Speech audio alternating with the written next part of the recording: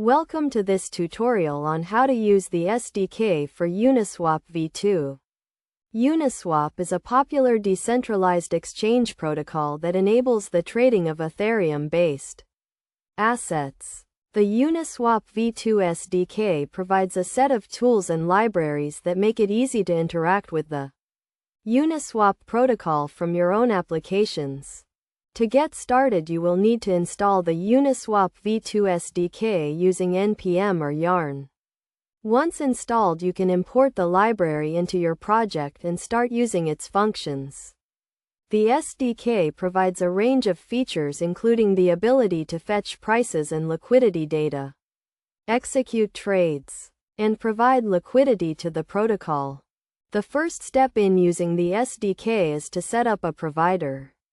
A provider is an object that connects to the Ethereum blockchain and allows you to execute transactions and fetch data. You can use a provider like Infura or Alchemy to connect to the blockchain.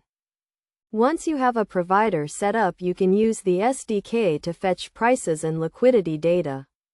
The SDK provides a range of functions for fetching data, including the getPair function, which returns the reserves and prices for a given pair of assets. You can also use the getPairs function to fetch data for multiple pairs at once.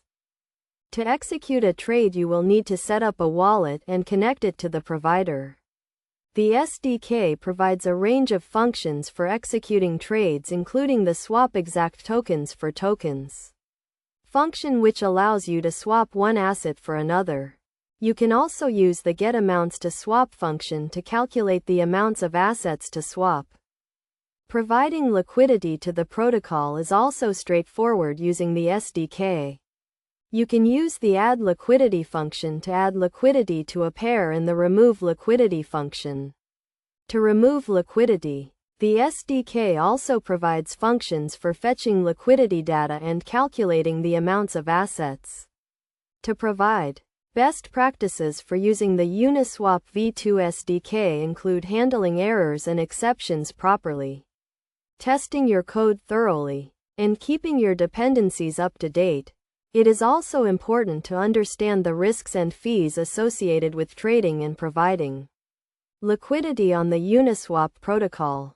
In conclusion, the Uniswap v2 SDK provides a powerful set of tools for interacting with the Uniswap protocol. By following the steps outlined in this tutorial and using the SDK's functions and features, you can build your own applications that integrate with the Uniswap protocol.